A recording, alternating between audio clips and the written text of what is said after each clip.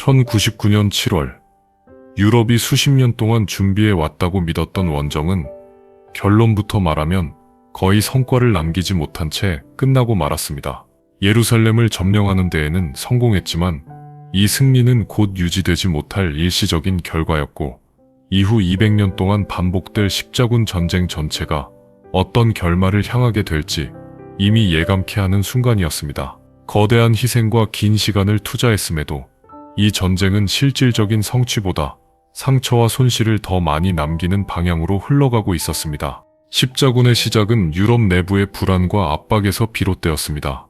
11세기 말의 유럽은 작은 영주국들로 나뉘어 서로를 견제하고 있었고, 전쟁과 기근이 반복되며 사회는 피로에 젖어 있었습니다. 농민은 매년 같은 걱정을 했고, 영주들은 작은 분쟁에도 진을 빼고 있었습니다. 이런 상황에서 성지를 되찾아야 한다는 조용한 목소리가 들리기 시작했습니다. 그러나 그 목소리는 곧 종교적 열기와 결합하며 폭발적인 힘을 얻게 되었습니다. 유럽 각지에서 수많은 사람들이 무기를 들고 길을 나섰습니다. 하지만 이들은 원정이라는 거대한 일에 비해 준비가 너무 부족했습니다. 많은 이들은 충분한 식량을 준비하지도 못했고 전쟁을 경험해 본 적도 없었습니다.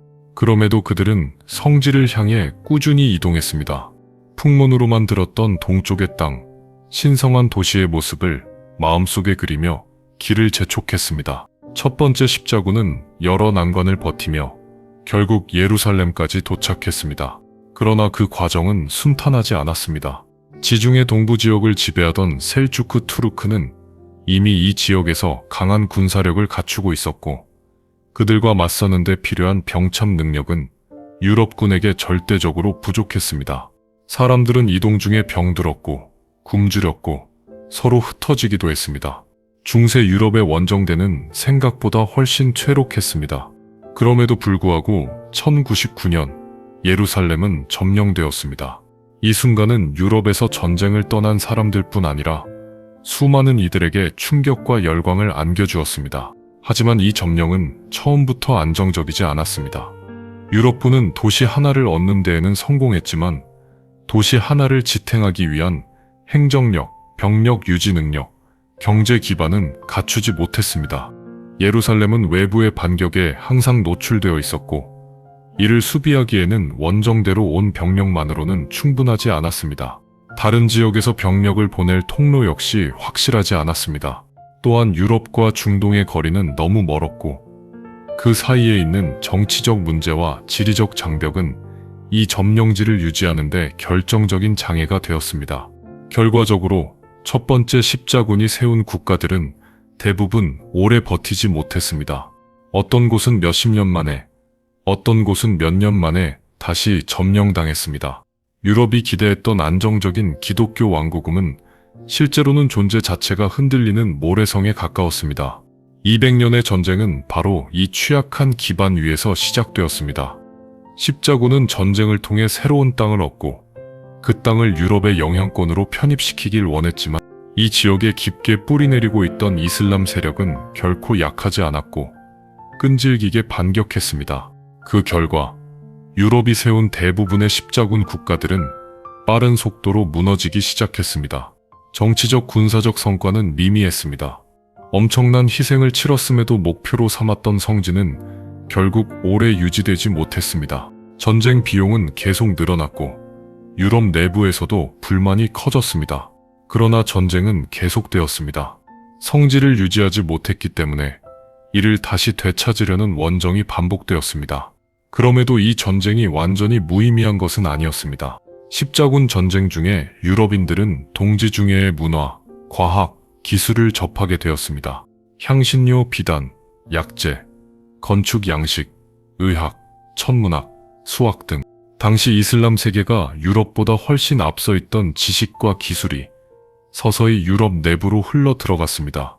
전쟁 그 자체는 실패였지만 전쟁을 통해 이루어진 문화 교류는 이후 유럽 사회에 깊은 영향을 남겼습니다. 이 교류가 훗날 르네상스라는 거대한 변화의 밑거름이 되었다는 평가도 있습니다. 하지만 분명한 사실은 하나였습니다.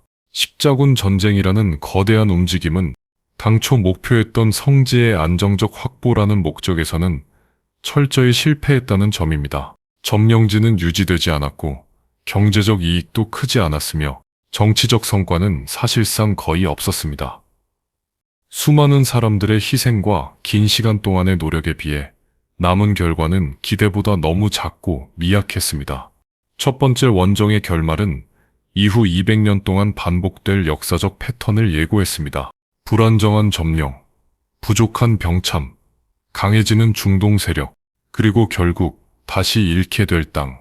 십자군 전쟁은 시작부터 오래 버티기 힘든 구조를 안고 있었고 그 구조적 한계는 첫 번째 원정의 끝에서 이미 드러나고 있었습니다. 1100년대 초반 예루살렘을 점령한 유럽 세력은 자신들이 위대한 승리를 거두었다고 믿었습니다. 그러나 시간이 조금만 지나자 현실은 그 믿음을 무너뜨리기 시작했습니다. 도시를 얻는 데에는 성공했지만 이 도시를 지켜낼 토대는 어디에도 존재하지 않았습니다. 전쟁에서의 승리는 단지 하나의 순간일 뿐이었고 유지라는 또 다른 전투는 훨씬 복잡하고 어려운 과제였습니다. 첫 번째 십자군이 남긴 점령지는 마치 굳지 않은 기반 위에 급하게 세운 건물처럼 흔들리기 시작했습니다.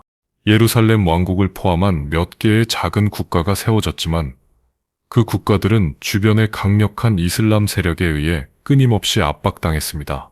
도시 내부에서조차 내부 갈등은 날이 갈수록 커져갔습니다. 서로 다른 지역에서 온 기사들, 서로 다른 언어를 사용하는 병사들, 서로 다른 정치적 이해관계를 가진 지휘관들이 한 도시 안에서 충돌하기 시작했고 작은 오해는 큰 다툼으로 번졌습니다. 예루살렘 왕국은 외부의 적과 싸우기도 전에 내부의 균열이 서서히 드러나고 있었습니다.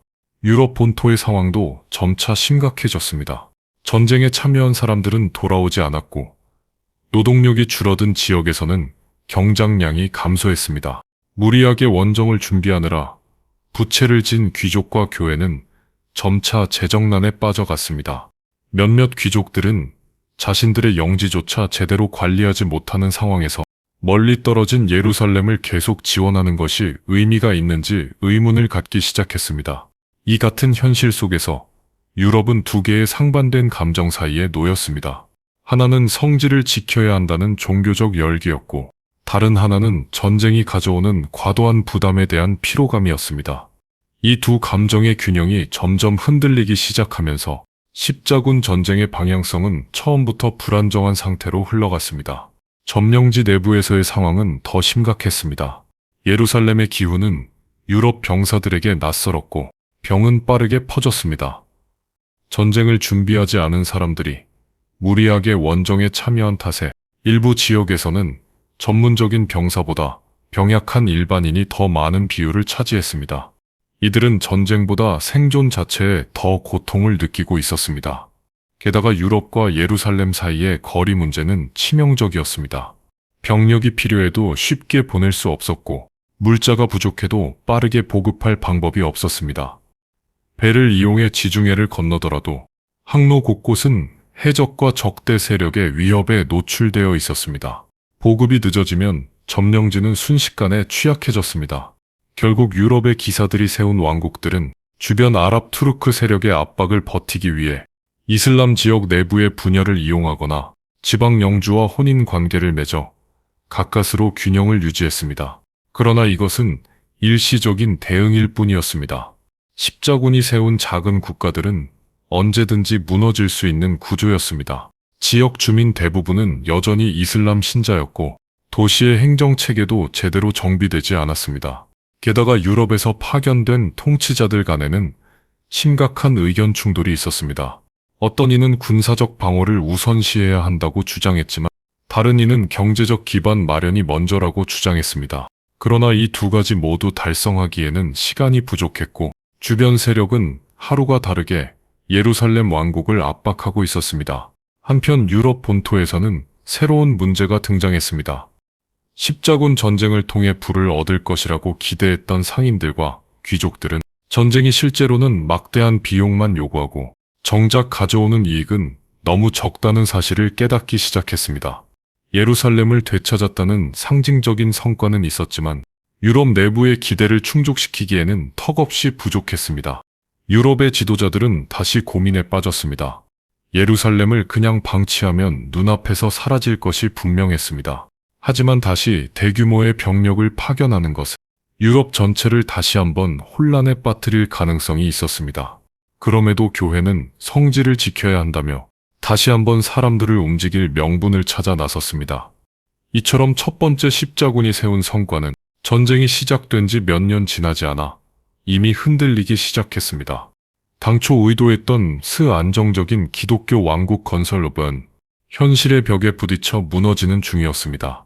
예루살렘은 얻었지만 유지할 힘은 없었습니다.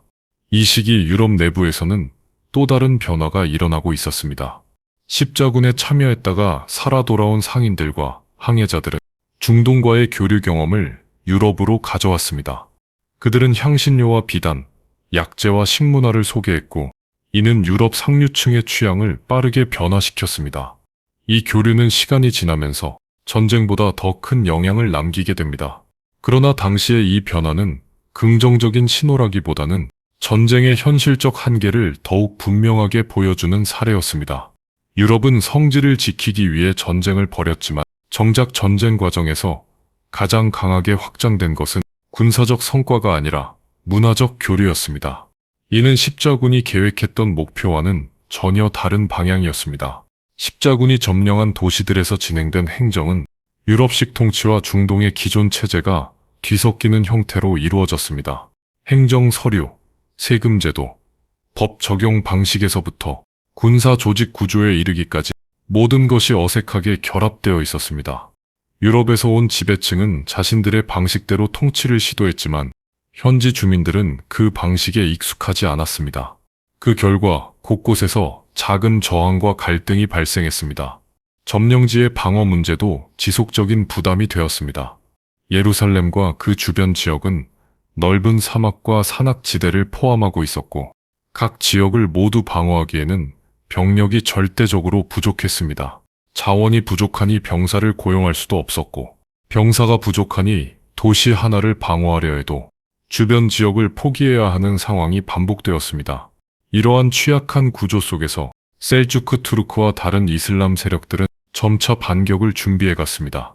그들은 유럽의 점령지들이 실질적으로 너무 약하다는 사실을 누구보다 잘 알고 있었습니다.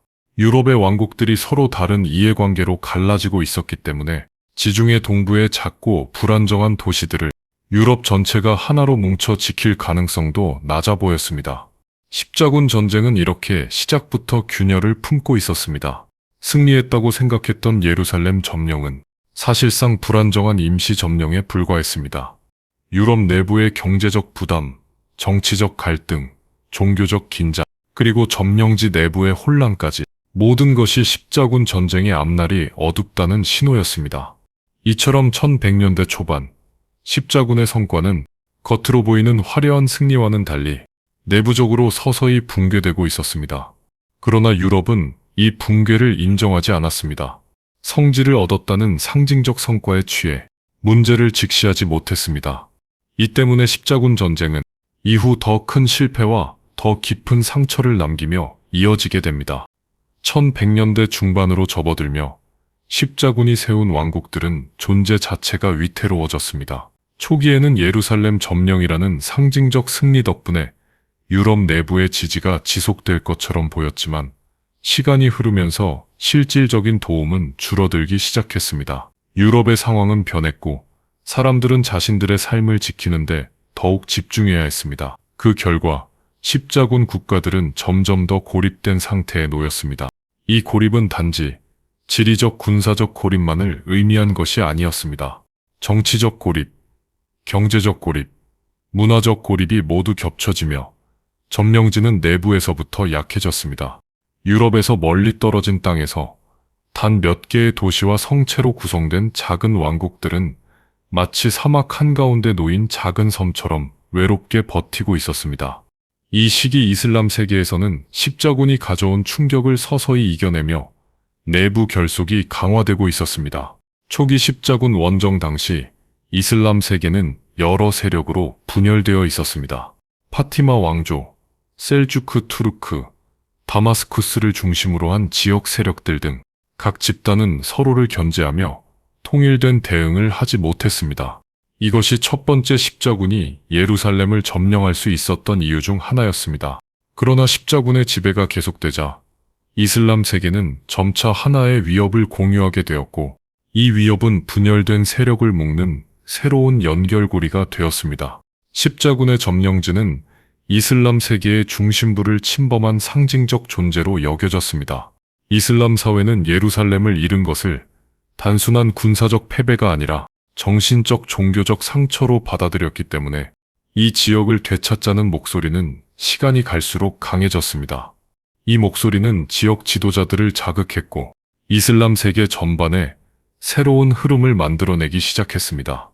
이러한 흐름 속에서 중동 내부의 여러 세력들은 유럽에서 온 작은 왕국들을 하나씩 압박할 준비를 하고 있었습니다. 초기에는 서로 다른 방법과 방향으로 움직였지만 목표는 하나였습니다. 십자군 국가들을 약화시키고 결국 이들을 중동에서 밀어내는 것이었습니다. 십자군 세력은 자신들이 세운 도시들을 지키기 위해 성벽을 보강하고 주변 지역을 정찰하며 해안을 따라 보급 항로를 유지하려고 했습니다. 하지만 이 모든 노력은 제한된 자원 속에서 이루어졌습니다. 병력은 늘 부족했고 보급품은 항상 성에 차지 않았으며 유럽에서 오는 지원은 점점 줄어들고 있었습니다. 이슬람 세계 내부에서 영향력을 넓히기 시작한 지도자들도 등장했습니다. 그들은 단순히 군사적 승리를 추구한 것이 아니라 분열된 지역을 연합하고 정치적 기반을 다지고 지속적인 반격을 준비하는 방식으로 십자군에 대응했습니다. 이러한 변화는 십자군 국가들의 미래를 더욱 위태롭게 만드는 요인이 되었습니다. 십자군 왕국들 내부의 구조적 문제도 계속해서 드러나고 있었습니다. 유럽에서 온 기사들은 서로 다른 지역 출신이라는 이유만으로 쉽게 의견 충돌을 일으켰습니다. 각 집단은 자신들의 영지를 확장하려 했고 같은 십자군 내부에서조차 작은 전투가 벌어지는 일도 잦았습니다. 이런 상황에서 이슬람 세계의 반격에 효과적으로 대응하는 것은 거의 불가능에 가까웠습니다. 십자군 국가들 중 일부는 외부 세력과 동맹을 맺으려는 시도를 하기도 했습니다. 하지만 이러한 동맹은 일시적이었고 서로의 이익이 맞아떨어지는 순간에만 유지되었습니다. 중동 내부의 정세는 복잡했고 십자군이 이를 완전히 이해하기에는 문화적 차이가 너무 컸습니다.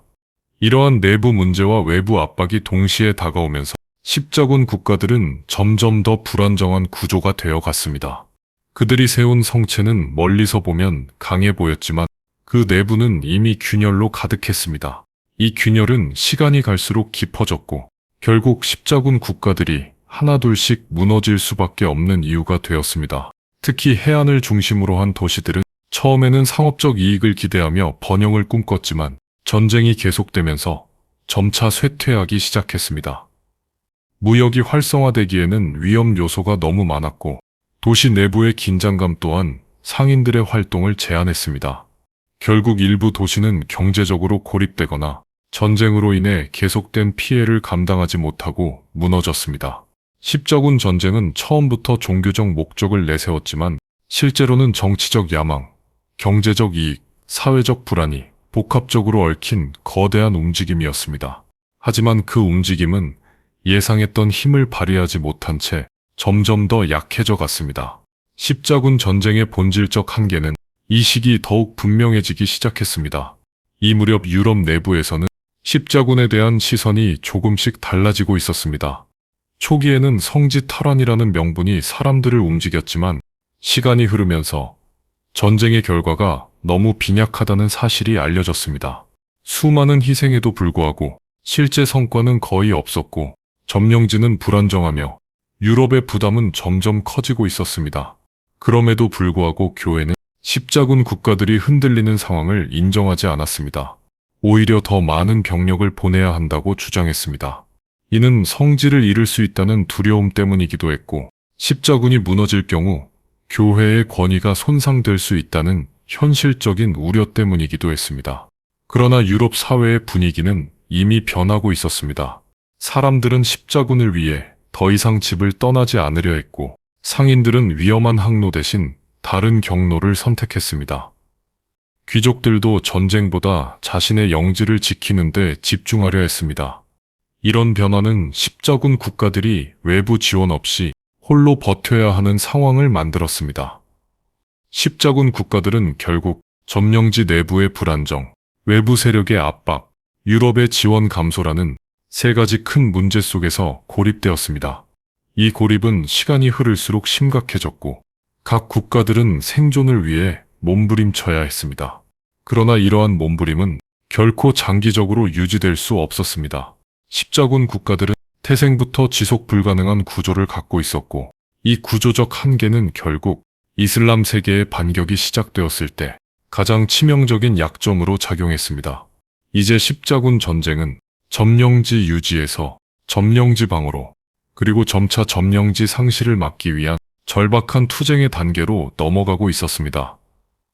편후 50년대 후반부터 70년대에 이르는 시기는 십자군 국가들에게 사실상 전환점이 되는 시기였습니다. 처음에는 서로 다른 세력으로 분열되어 움직이던 이슬람 세계가 점차 하나의 흐름을 갖기 시작했고 그 흐름의 중심에는 한 인물이 서서히 떠오르고 있었습니다. 후대의 중동의 사자라 불리게 될 살라딘이었습니다.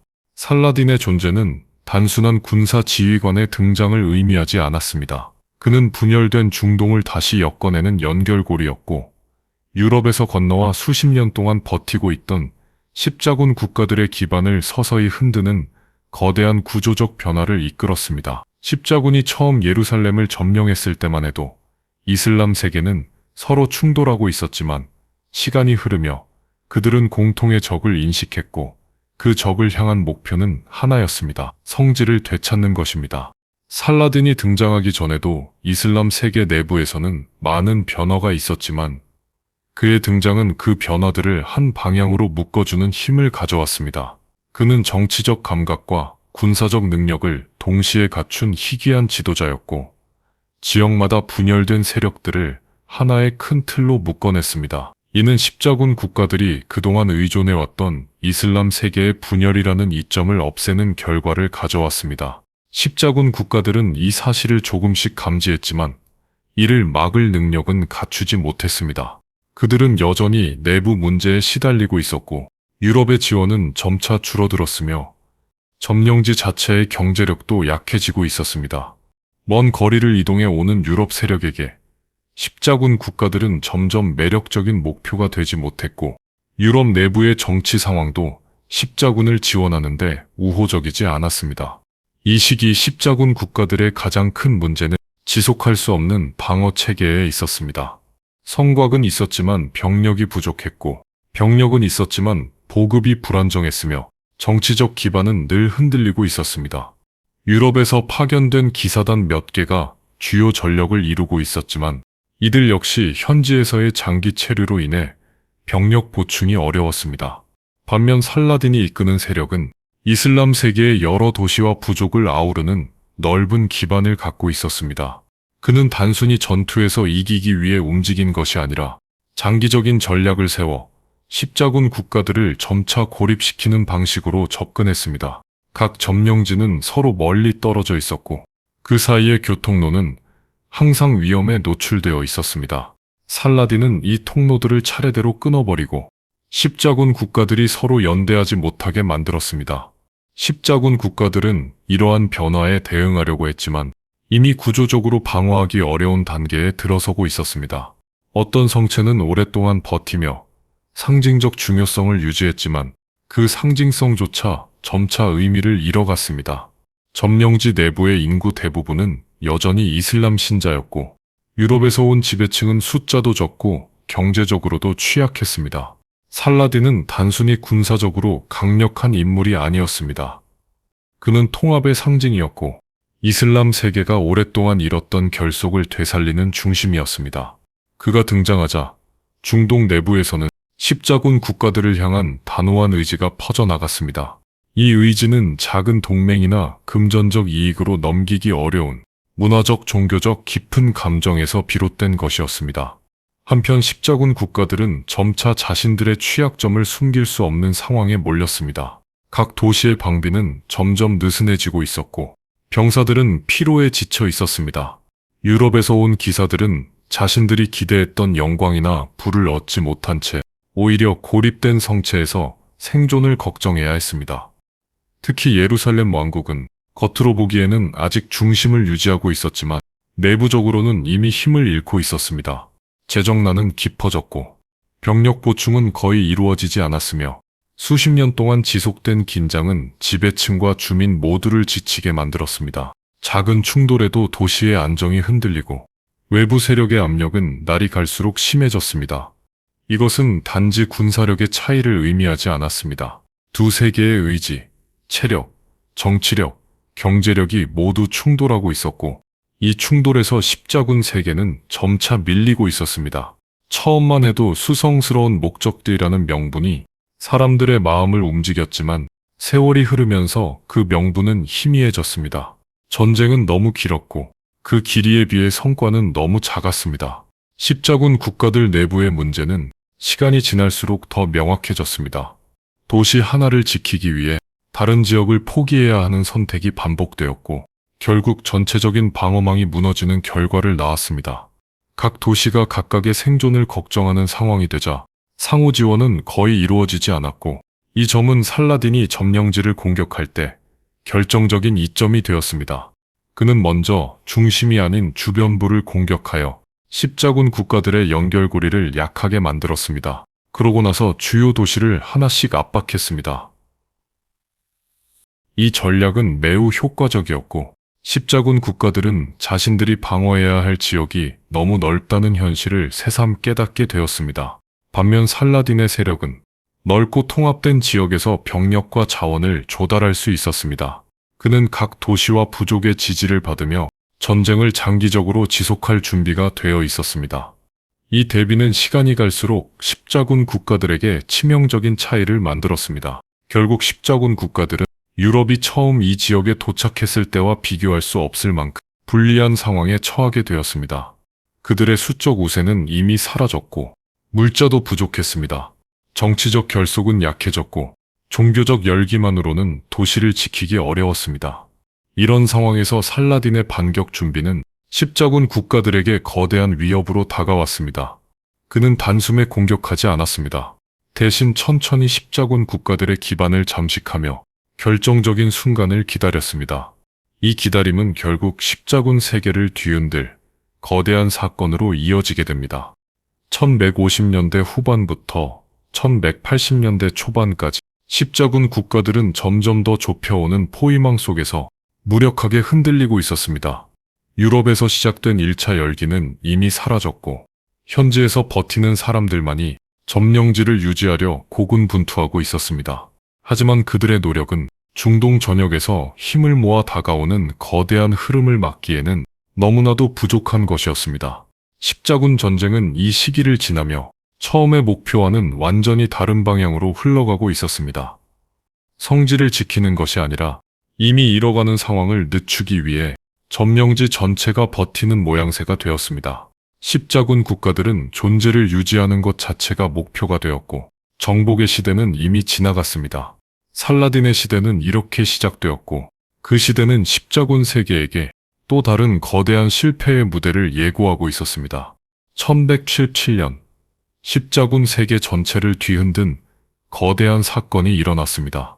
예루살렘이 실각했습니다. 십자군 전쟁이 시작된 지 100년 가까운 시간이 흘렀지만 이 순간은 유럽 전체에 깊은 충격을 남기며 십자군 전쟁의 본질을 다시 바라보게 만든 계기가 되었습니다. 초기 원정이 불러일으킨 광대한 기대와 희망은 단 한 해의 사건 앞에서 무너져 내렸습니다.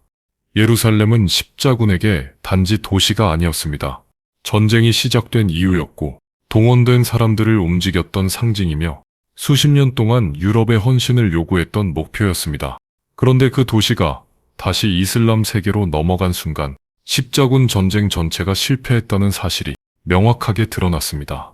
예루살렘이 함락되기 전까지 십자군 국가들은 이미 여러 차례 경고를 받고 있었습니다.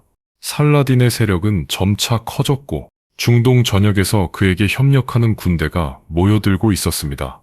반면 십자군 국가들은 내부 갈등과 병력 부족, 재정난과 정치 공백 등 수많은 문제들로 이미 약화되어 있었습니다. 이 두 흐름이 결국 하나의 지점에서 충돌한 것이 1018-87년의 전환점이었습니다. 예루살렘 실각의 결정적 계기는 하틴 전투였습니다. 이 전투는 십자군 국가들의 모든 한계가 단 하루 만에 드러난 사건이었습니다. 수년 동안 이어진 소규모 충돌과 긴장 속에서 십자군은 점차 물자와 병력을 소모해왔고 결정적인 시점에서 힘을 모으지 못했습니다.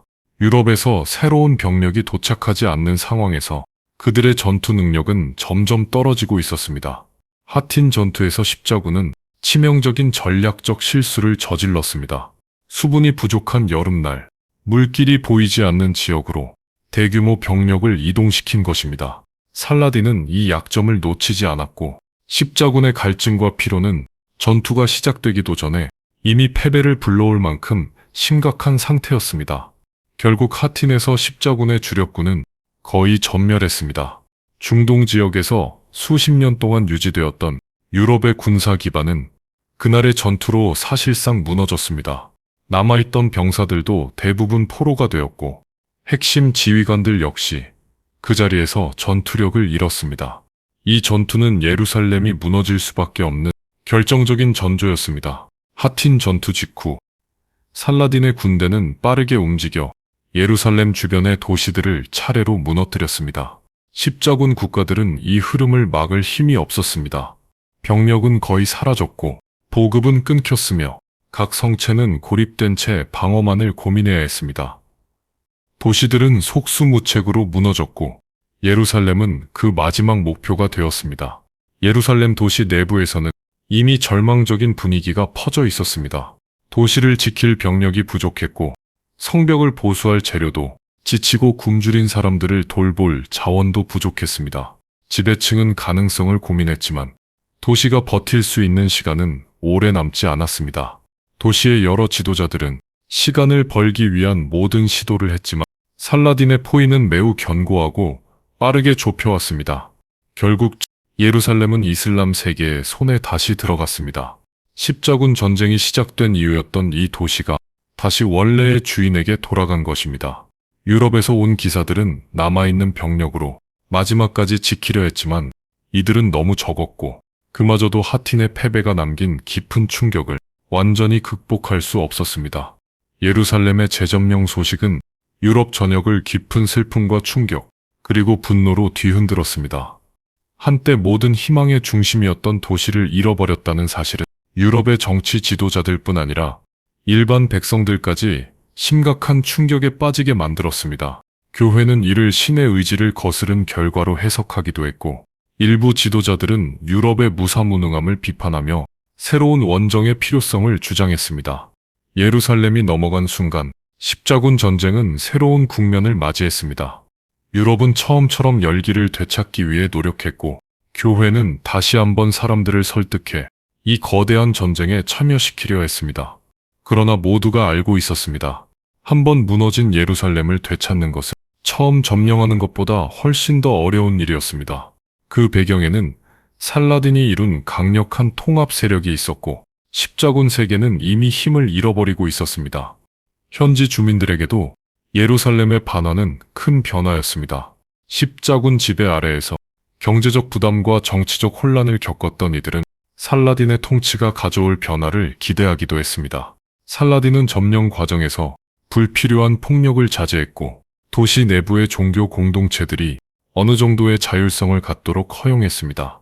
이러한 방식은 초기 십자군의 잔혹한 점령과 대조되며 중동 내부에서 대립 구조를 더욱 십자군에게 불리한 방향으로 고착화시키는 결과를 낳았습니다. 이제 십자군 전쟁은 예루살렘을 잃은 후의 시대, 즉 사제 탈환 탈을 목표로 한 새로운 국면으로 접어들었습니다. 유럽의 정치 지도자들은 이 전쟁이 단순한 종교적 목적이 아니라 유럽의 체면과 결속을 위한 문제라는 것을 더 분명하게 인식하게 되었습니다. 그러나 그들이 다시 군대를 모아 떠난다 해도 앞으로의 전쟁은 처음과 같은 형태가 될 수 없었습니다. 상대는 이미 훨씬 강했고 유럽은 훨씬 약했습니다. 1087년의 충격은 유럽 내부의 새로운 원정이라는 움직임을 만들었지만 그러나 그 원정은 결국 또 다른 실패로 이어지게 됩니다. 그 이유는 단순한 전투력의 문제가 아니었습니다. 십자군 세계가 갖고 있던 구조적 약점들이 이미 너무 깊었고 유럽의 동력이 예전 같지 않았기 때문입니다. 예루살렘 실각은 십자군 전쟁 전반의 실패를 상징하는 사건이었습니다. 이 도시를 되찾기 위한 유럽의 노력은 이후 수십 년 동안 계속되겠지만 처음과 같은 성공을 이루는 일은 더 이상 가능하지 않았습니다. 이 시점부터 십자군 전쟁은 세정복의 시대 후에서 몰락의 시대로 이동하기 시작했습니다. 살라딘의 부상, 예루살렘의 상실, 하틴의 재앙적인 패배는 십자군의 미래를 완전히 바꿔놓았습니다. 그리고 유럽은 이제 자신들이 선택했던 길이 어떤 운명으로 이어지고 있는지를 처음으로 명확하게 바라보게 되었습니다. 1187년 예루살렘이 함락된 이후 유럽은 깊은 충격과 상실 속에서 흔들리고 있었습니다. 성지를 잃었다는 사실은 단순한 패배가 아니라 유럽의 명예와 종교적 상징, 그리고 지난 100년 동안 쏟아부었던 모든 희생이 무너졌다는 의미였습니다. 이 충격은 각국의 군주들에게 강하게 전달되었고 결국 역대 십자군 원정 중 가장 화려한 군사적 구성이라는 평가를 받는 3차 십자군이 탄생하게 되었습니다. 3차 십자군에는 유럽 역사에서 손꼽히는 강력한 군주들이 참여했습니다. 프랑스의 필리프 2세, 잉글랜드의 리처드 1세 사자시망, 신성 로마 제국 황제 프리드리히 1세 바르바로사. 이 세 인물은 당시 유럽에서 군사력, 영향력, 통치력 면에서 가장 강력한 지도자들로 평가되었고 이들이 동시에 원정에 나선다는 사실은 유럽 전역을 다시 한번 전쟁의 열렁 속으로 밀어넣었습니다. 그러나 이들의 화려한 출발은 곧 복잡한 현실과 마주하게 됩니다. 십자군 세계는 이미 약해져 있었고 예루살렘을 잃은 충격은 유럽 내부의 분열을 잠시 가리고 있었지만 그 분열은 여전히 깊게 존재하고 있었습니다. 각국의 군주들은 한 목적 아래 모였지만 그들의 목표는 결코 같지 않았습니다. 어떤 이는 명예를 원했고 어떤 이는 정치적 지위를 강화하려 했으며 어떤 이는 단순히 군사적 우위를 과시하려 했습니다. 이 다양한 목적 아래 움직이는 군대가 하나의 통합된 목표를 향해 나아가기는 매우 어려웠습니다. 그리고 이 어려움은 3차 십자군이 중동에 도착하기도 전에 이미 모습을 드러내기 시작했습니다. 십자군에 가장 먼저 닿은 현실적 문제는 병참이었습니다. 유럽에서 수만 명의 병력을 중동까지 이동시키는 과정은 단순히 병사들을 이동시키는 것이 아니라 말과 장비, 식량, 무기, 의복, 기술자, 수도자, 심지어 이를 보급하기 위한 여러 종류의 물자를 함께 운반하는 엄청난 규모의 작업이었습니다. 하지만 이러한 장대한 준비에도 불구하고 병참 체계는 원활하지 못했습니다. 지중해 항로는 여전히 위험했고 육로는 더더욱 오래 걸렸습니다. 특히 신성로마 제국의 황제 바르바로사가 이끄는 군대는 육로를 택했습니다. 그는 자신의 나이에도 불구하고 강한 의지를 가지고 출정했지만 그 여정은 예상치 못한 비극으로 끝나고 말았습니다. 그는 1구급년 아나톨리아의 강을 건너던 중 갑작스러운 사고로 익사했습니다. 이는 군대를 정신적으로 무너뜨리는 결정적 사건이었고 그의 죽음은 원정군의 사기를 심각하게 떨어뜨렸습니다. 많은 병사들은 지도자를 잃은 채 그 자리에서 귀국해버렸고 남아있던 병력도 더 이상 강력한 통일된 군세가 아니었습니다. 이로써 3차 십자군은 출발한 순간부터 기대했던 일체감을 잃기 시작했습니다. 이제 전쟁의 중심은 프랑스의 필리프 2세와 잉글랜드의 리처드 1세에게 넘어갔습니다. 그러나 이 두 군주는 유럽에서도 경쟁 관계였고 서로를 믿지 못하는 관계였습니다. 그들의 성격은 전적으로 달랐고 그들의 목표도 완전히 일치하지 않았습니다. 그러나 두 군주는 유럽의 위신을 되찾고 예루살렘을 되찾아야 한다는 의무감 속에서 일단 협력할 수밖에 없었습니다. 두 나라는 각각 별도의 함대를 이끌고 지중해를 통해 중동으로 이동했습니다. 하지만 이 여정에서도 많은 병사들이 질병, 사고 혹은 단순한 탈락으로 전력을 잃기 시작했습니다. 십자군이 중동에 도착했을 때 그들을 맞이한 현실은 유럽이 기대했던 것보다 훨씬 더 가혹했습니다. 살라딘의 세력은 지난 수년간 예루살렘을 되찾은 승리를 기반으로 강력한 자신감과 결속력을 갖추고 있었습니다. 그의 군대는 전투 경험이 풍부했고 그가 통합한 지역들은 십자군보다 훨씬 넓고 안정된 기반을 갖고 있었습니다. 예루살렘은 이미 견고하게 방비되어 있었고 십자군이 접근하기조차 어려운 상태였습니다.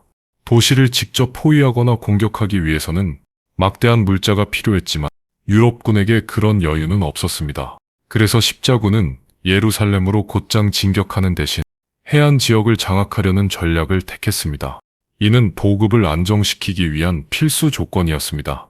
아크레라는 중요한 항구 도시는 3차 십자군의 핵심 전략지가 되었습니다. 이곳을 점령하면 해상 보급로를 확보할 수 있고 예루살렘을 압박하기 위한 교두보가 될 수 있었습니다. 그러나 아크레는 이미 살라딘의 세력이 장악한 상태였고 이를 포위하는 과정은 길고 지루하며 수많은 희생을 요구하는 전투가 되었습니다. 아크레 포위전은 3차 십자군 전쟁에서 가장 상징적인 장면 중 하나였습니다. 프랑스군, 잉글랜드군, 기사단, 그리고 수많은 동맹군들이 한 도시를 둘러싸고 온 힘을 쏟아부었지만 살라딘 역시 이 도시가 넘어가서는 안 된다는 사실을 알고 있었기 때문에 대규모 병력을 동원해 포위군을 압박했습니다. 두 세력은 도시를 사이에 두고 장기간 대치하는 상황에 놓였습니다. 이 포위전은 3차 십자군의 현실적 한계를 그대로 보여주었습니다. 두 유럽 군주는 협력하고 있었지만 그 협력은 언제든지 깨질 수 있는 불안정한 관계 위에 놓여 있었습니다. 병사들은 지치고 있었고 보급은 불규칙했으며 병사들 사이에서 병이 퍼지는 일도 잦았습니다. 유럽의 기사들은 용맹했지만 전투와 기후, 그리고 긴 전쟁은 그들의 체력과 정신력을 빠르게 소모시키고 있었습니다. 하지만 긴 포위 끝에 191년 아크레는 결국 십자군에게 넘어갔습니다. 이 승리는 유럽에 큰 기쁨을 안겨주었지만 내부의 진실은 달랐습니다. 이것은 예루살렘을 되찾는 과정의 첫 걸음일 뿐이었고 앞으로 더 많은 도시를 점령해야 했습니다. 그러나 그 과정에는 너무 많은 장애물이 남아 있었습니다. 아크레 함락 이후 프랑스의 필리프 2세는 전쟁에서 이탈하기로 결정했습니다. 그는 건강 문제와 정치적 이유를 명분으로 들었지만 실제로는 리처드 1세와의 갈등, 전쟁에 대한 회의, 유럽 본토에서 자신의 영지를 지켜야 한다는 현실적 이유들이 더 컸습니다. 그의 이탈은 십자군 세계의 결속이 얼마나 취약한지를 명확히 보여준 사건이었습니다. 이제 전쟁의 중심은 사자신왕 리처드 1세에게 완전히 넘어갔습니다. 그는 뛰어난 전투 감각과 용맹함으로 유명했지만 그 역시 단 한 나라의 군대를 이끌 뿐이었고 전쟁 전체를 주도하기에는 기반이 부족했습니다. 아크레를 점령한 후에도 살라딘의 방어망은 견고했고 그의 병력은 계속 보강되고 있었습니다. 리처드는 몇 차례 승리를 거두었지만 결정적인 승리를 만들어내지는 못했습니다. 전투는 반복되었고 병력은 소모되었으며 보급은 끊기기 일쑤였습니다. 예루살렘으로 향하는 길은 멀었고 그 접근로는 언제나 위험했습니다. 병사들은 지쳤고 전쟁을 이어갈 동력은 점점 줄어들었습니다. 결국 리처드는 예루살렘 공격을 단념했습니다. 그는 현실적 한계를 인정해야 했고 전쟁은 협상으로 이어졌습니다. 살라딘과 체결된 협정은 예루살렘을 되찾지 못한 대신 기독교 순례자들이 성지를 방문할 수 있는 일종의 타협적 결과를 남겼습니다. 3차 십자군은 유럽의 가장 강력한 군주들을 모았음에도 불구하고 목표를 달성하지 못한 원정이었습니다. 예루살렘은 돌아오지 않았고 유럽의 희생은 다시 한번 커졌습니다. 전쟁은 화려하게 시작되었지만 끝은 늘 그렇듯 실질적인 성과 없이 마무리되었습니다. 이 원정은 십자군 전쟁이 구조적으로 실패할 수밖에 없다는 현실을 더 선명하게 드러낸 사건이었습니다. 1190년대 후반부터 1200년대 초반까지 유럽은 3차 십자군 원정을 통해 어느 정도 체면을 유지했다고 생각했지만 실제로 이 시기 십자군 세계는 회복 불가능한 균열 속으로 빠져들고 있었습니다. 예루살렘은 되찾지 못했고 유럽 각국의 상처만 깊어졌습니다. 전쟁은 너무 오래 지속됐고 그 긴 시간 동안 얻은 실질적 성과는 거의 없었습니다. 그럼에도 교회는 새로운 원정을 외쳤고 유럽의 군주들은 종교적 명분과 정치적 부담 속에서 다시 고민하기 시작했습니다. 그러나 이 시기의 유럽은 더 이상 초기 십자군 시대의 유럽이 아니었습니다. 각 나라의 이해관계는 더욱 복잡해졌고 전쟁보다는 국내 문제에 집중해야 하는 상황이 많아졌습니다. 전쟁에 나서는 비용은 계속 증가했고 보급과 병력 유지의 어려움은 더욱 심해졌습니다. 유럽 사회의 분위기는 십자군 전쟁에 대한 열기를 이전만큼 보여주지 못했습니다. 이러한 흐름 속에서 4차 십자군 원정이 기획되었습니다. 하지만 이 원정은 십자군 전쟁 전체의 흐름을 근본적으로 틀어버리는, 그리고 역사에서 가장 논란이 많고 비극적인 전환점으로 평가받게 됩니다. 4차 십자군은 태생부터 불안정했습니다.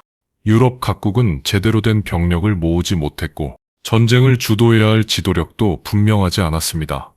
교황은 여전히 예루살렘을 되찾아야 한다고 주장했지만 많은 귀족들은 전쟁을 떠나는데 소극적이었습니다. 경제적 부담과 내부 갈등은 십자군 참여를 어렵게 만들었습니다. 4차 십자군의 가장 큰 문제는 재정 부족이었습니다. 지중해를 건너 중동까지 병력과 장비를 실어 나르기 위해서는 엄청난 비용이 필요했지만 모인 병력은 그 비용을 감당하지 못했습니다. 이때 등장한 것이 베네치아였습니다. 베네치아는 강력한 해상 도시 국가였고 유럽에서 가장 뛰어난 함대를 보유하고 있었습니다. 십자군은 베네치아의 함대를 빌려야 했지만 그 대가는 엄청났습니다. 베네치아는 자신들의 경제적 이해를 최우선으로 두었고 십자군 원정대를 이용해 자신들의 경쟁 도시들을 약화시키려는 계획을 세웠습니다.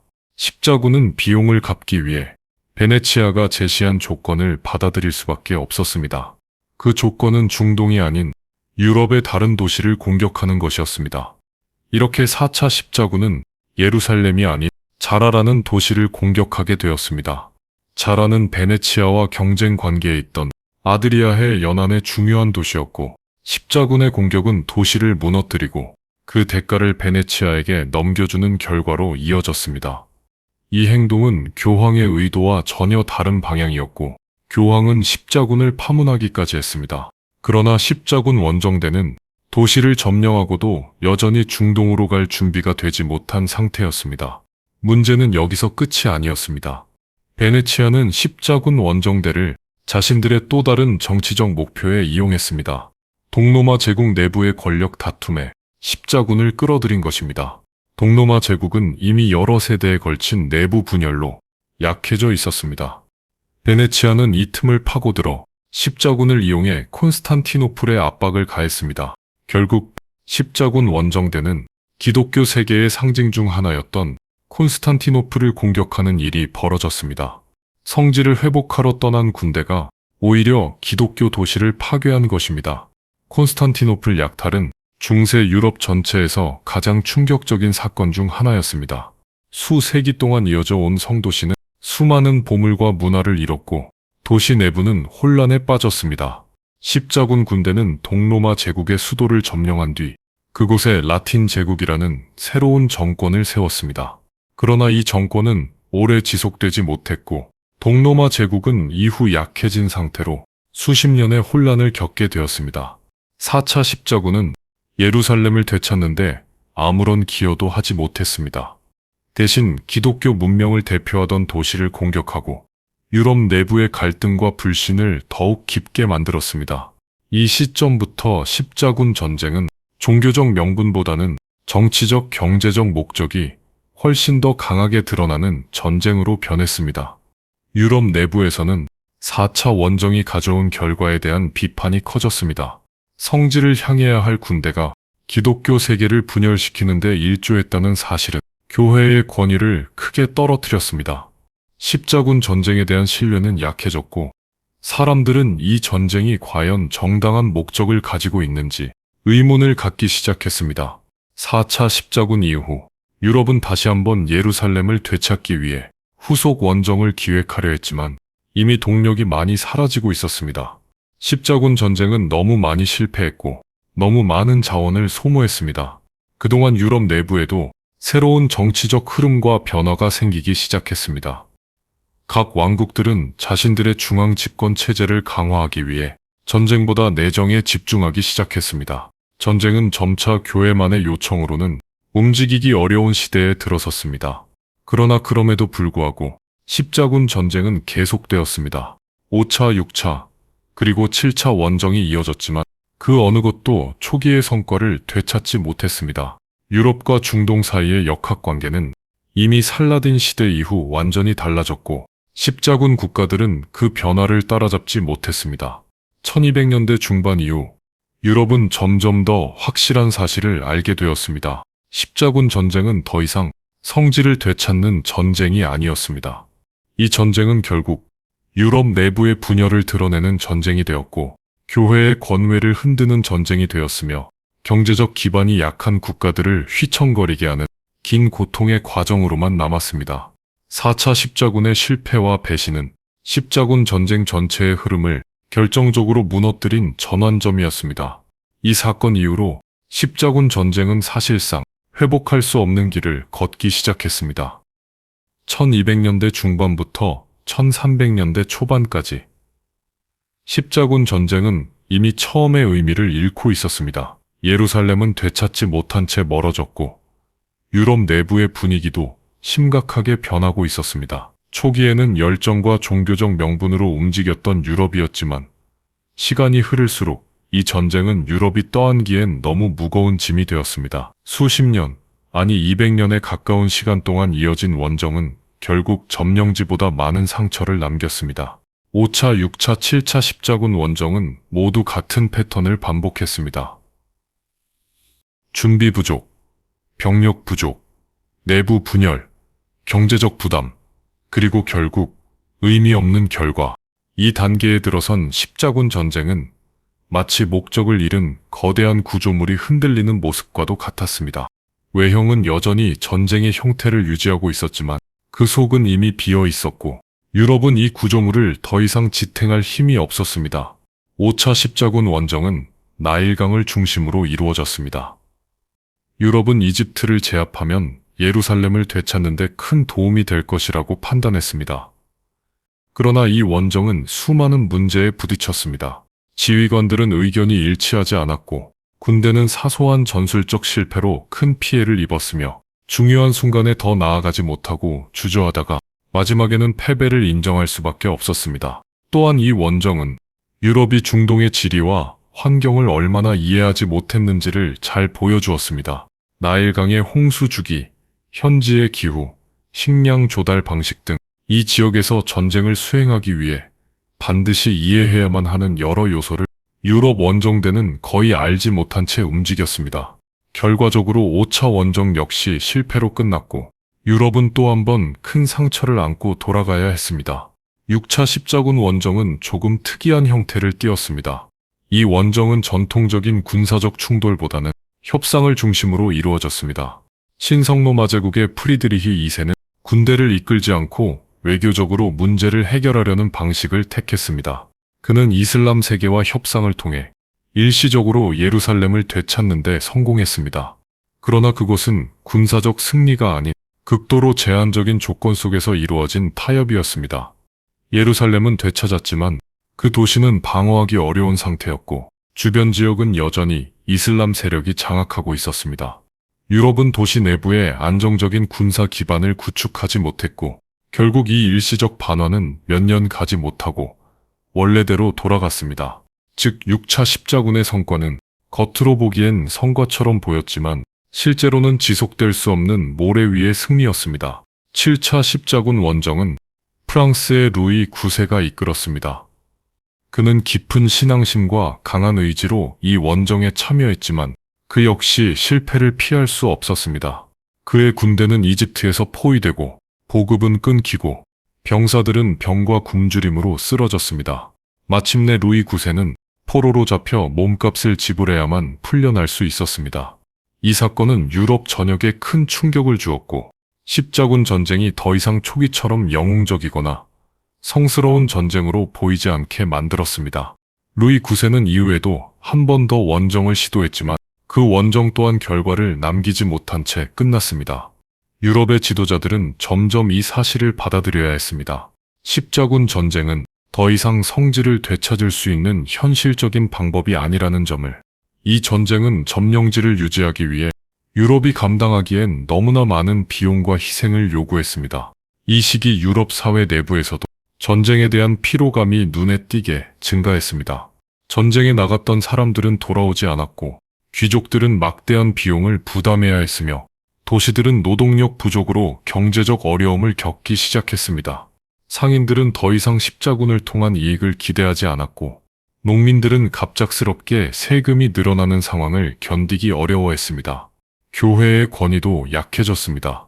초기에는 십자군 전쟁을 주도하며 유럽을 단일한 방향으로 끌어갈 수 있었지만, 후기로 갈수록 교회의 영향력은 줄어들었고, 유럽 각국의 국왕들은 독자적인 정치 체제를 강화해 교회의 요구에 쉽게 따르지 않게 되었습니다. 십자군 전쟁을 통해 유럽의 통합이 강화되기는커녕 유럽 각국은 오히려 각각의 길로 나아가기 시작했습니다. 한편 중동에서는 이슬람 세계가 내부적으로 변화하며 점점 더 강한 왕조들이 등장했습니다. 살라딘 이후에도 강력한 군사력을 갖춘 지도자들이 나타났고, 그들은 십자군 국가들을 완전히 압도하기 시작했습니다. 유럽에서 오는 병력은 줄어들고 있었고, 현지에서 버티는 기사단과 병사들만으로는 이 거대한 흐름을 막기 어려웠습니다. 점령지는 시간이 갈수록 줄어들었습니다. 십자군이 세웠던 도시들은 하나둘씩 중동 세력에게 넘어갔고, 마지막 남은 항구 도시들도 더 이상 버티지 못하고 무너지기 시작했습니다. 1291년, 마침내 아크레가 함락되면서 중동에 남아있던 마지막 십자군 거점마저 완전히 사라졌습니다. 이 도시의 함락은 200년에 가까운 십자군 전쟁에 사실상 종말을 의미했습니다. 아크레가 무너진 후 유럽은 더 이상 십자군을 보낼 명분도, 보낼 힘도, 보낼 의지도 없었습니다. 이제 성지는 유럽의 손이 닿지 않는 곳이 되었고, 십자군 전쟁은 역사 속으로 사라져갔습니다. 그러나 이 전쟁이 완전히 실패만을 남긴 것은 아니었습니다. 정치적 군사적으로는 거의 성과가 없었지만, 십자군 전쟁 동안 이루어진 문화 학문 기술 교류는 유럽 사회를 변화시키는 중요한 계기가 되었습니다. 중동의 의학, 천문학, 수학, 건축 기술 등이 유럽으로 흘러들어갔고, 이는 후대의 르네상스와 과학혁명의 중요한 토양이 되었습니다. 십자군 전쟁의 마지막 시기, 유럽은 전쟁이 남긴 상처를 정리해야 했고, 중동은 새로운 질서 속으로 들어가고 있었습니다. 전쟁 자체는 실패였지만 그 과정에서 움직였던 사람들, 흘러들어간 지식과 문화는 예기치 못한 방식으로 유럽을 변화시켰습니다. 즉, 십자군 전쟁은 성과보다 상처가 더 많았던 전쟁이었지만, 그 상처 사이에서 새로운 교류와 변화가 자라나게 했던 긴 역사적 사건이었습니다. 1591년 아크레가 함락된 이후 전쟁의 막은 천천히 내려가기 시작했습니다. 200년 동안 이어졌던 십자군 전쟁은 마침내 형태를 잃어갔고, 유럽과 중동은 전쟁의 잔해를 정리해야 하는 새로운 시대에 들어섰습니다. 그러나 십자군 전쟁은 단순한 군사적 충돌로 끝난 것이 아니었습니다. 그 긴 세월 동안 세계는 깊게 흔들렸고, 그 흔들림은 이후 수세기 동안 두 지역의 정치, 경제, 문화에 영향을 남기게 됩니다. 십자군의 패배는 단순히 군사적 실패가 아니었습니다. 유럽은 전쟁을 통해 자신들이 감당할 수 있는 범위를 넘는 거대한 실험을 시도했습니다. 그들은 중동이라는 낯선 지역에 자신들의 질서를 세우려 했고, 그 과정에서 수많은 희생을 치르며 유럽 내부의 구조적 문제를 드러냈습니다. 그리고 이 문제들은 전쟁이 끝난 후에도 유럽 사회 곳곳에 남아 있었습니다. 전쟁은 유럽의 인구 구조에 큰 영향을 미쳤습니다. 수많은 젊은이들이 원정에 나섰고, 그중 상당수는 돌아오지 못했습니다. 전쟁에 참여한 귀족 가문들 중 일부는 후계자를 잃고 쇠락했으며, 일부 지역에서는 농업과 상업이 크게 약해졌습니다. 이러한 변화는 각 나라의 사회 구조를 바꿔놓는 원인이 되었습니다. 또한 십자군 전쟁 동안 전쟁 기술과 군사 전술이 변화했습니다. 유럽의 기사들은 중동의 군대가 사용하는 경기병 전술과 장거리 기동 방식을 목격했고, 이는 후대 유럽 군대의 변화에 영향을 주었습니다. 중동의 군사 기술과 조직 체계 역시 유럽의 공격을 방어하는 과정에서 재정비되었습니다. 즉 전쟁은 양측 모두에게 전술적 조직적 진화를 가져다 준 셈이었습니다. 그러나 군사적 측면보다 더 깊은 영향을 남긴 것은 문화와 지식의 교류였습니다. 십자군 전쟁 동안 유럽인들은 이전까지 경험해보지 못했던 중동의 문명과 체계를 접하게 되었습니다. 이슬람 세계는 당시 세계에서 가장 발전된 문명권 중 하나였고 수학, 천문학, 의학, 철학, 건축 기술에서 유럽보다 앞서 있었습니다. 십자군 원정에 참여한 사람들 중 일부는 전쟁보다 도시의 구조나 도서관의 존재, 시장과 학문적 활동에서 큰 충격을 받았습니다. 그들은 중동의 의학을 접했고 수술 기술과 약재 지식을 유럽으로 가져갔습니다. 천문학과 수학은 유럽 학자들에게 새로운 사고방식을 제공했습니다. 고대 그리스 철학을 이슬람 학자들이 보존하고 해석해온 자료들도 유럽으로 흘러 들어갔습니다. 이러한 교류는 후대 르네상스라는 거대한 변화를 일으키는 기반이 되었습니다. 십자군이 중동과 마주한 경험은 유럽인들의 세계관도 바꿔놓았습니다.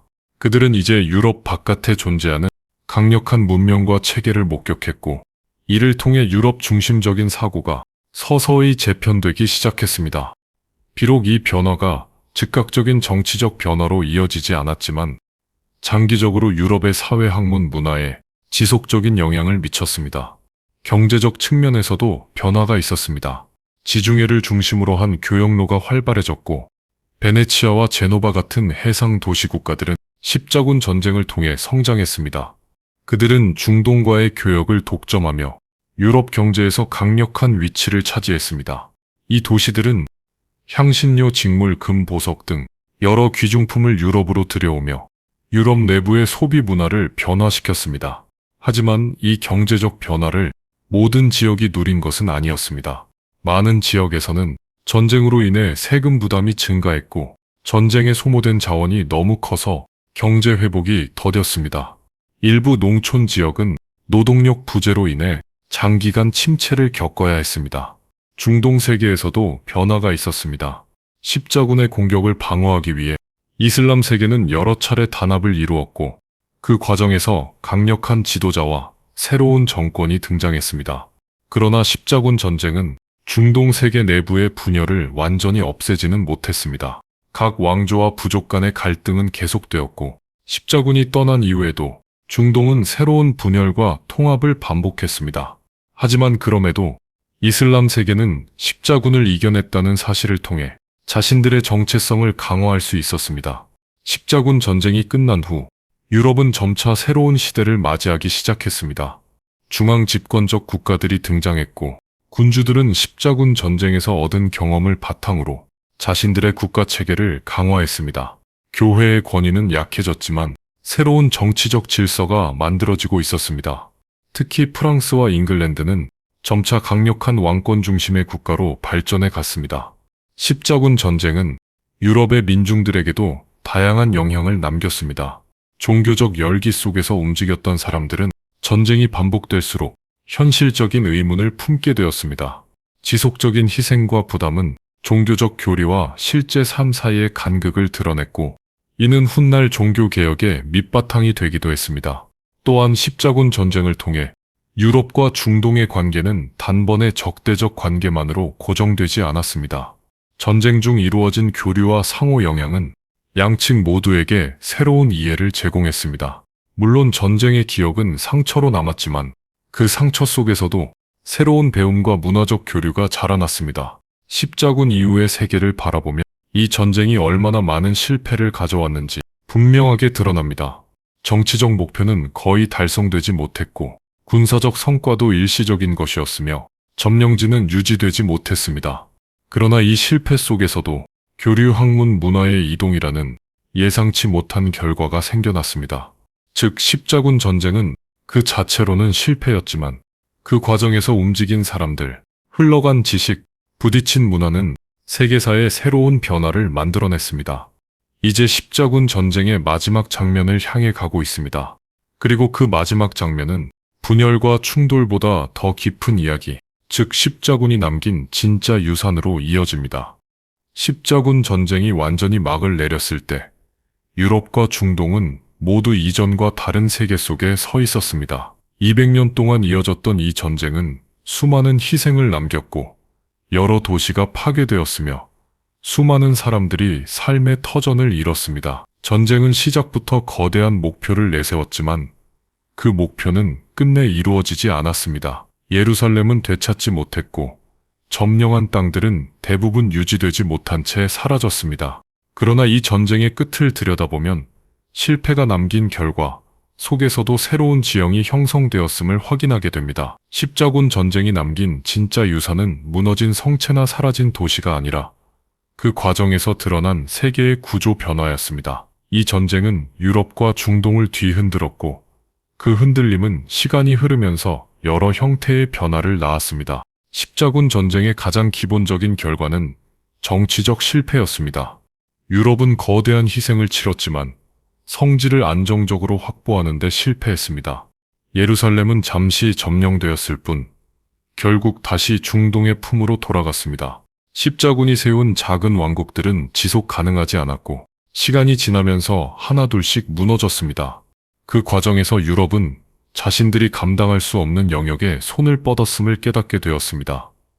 하지만 그보다 더 중요한 것은 유럽 내부 구조의 변화였습니다. 십자군 전쟁으로 인해 많은 귀족들이 몰락했지만 그 자리를 중앙 집권적 왕권이 차지하게 되었습니다. 화려한 갑옷을 입고 싸우던 기사들의 시대가 저물고 왕이 직접 국가를 통제하는 체제가 점점 강화되었습니다. 이는 유럽이 근대 국가 형태로 전환하는 초기 단계의 중요한 계기가 되었습니다. 교회는 전쟁 초기에 가장 강력한 영향력을 행사했지만 후기로 갈수록 그 권력은 약해졌습니다. 전쟁의 반복된 실패는 교회의 권위를 흔들었고 사람들은 교회의 명령이 언제나 옳지 않다는 사실을 서서히 깨닫기 시작했습니다. 심지어 일부 지역에서는 십자군을 부추긴 세력이야말로 전쟁의 주범이라는 비판까지 등장했습니다. 이러한 변화는 훗날 종교개혁의 배경으로 이어지게 됩니다. 또 다른 변화는 경제 구조의 이동이었습니다.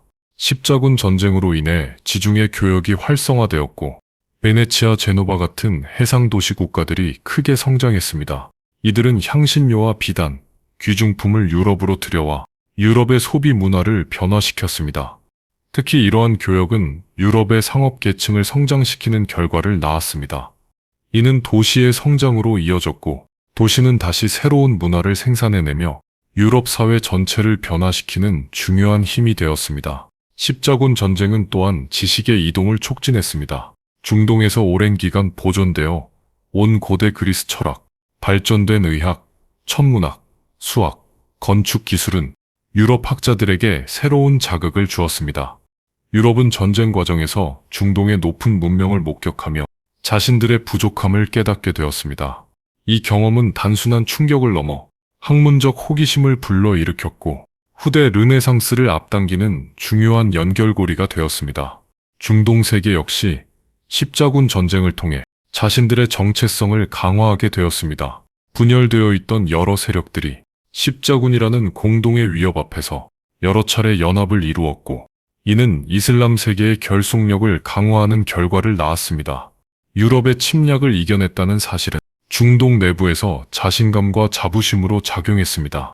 그러나 중동 역시 십자군 전쟁 이후 내부 갈등과 분열을 완전히 벗어나지는 못했습니다.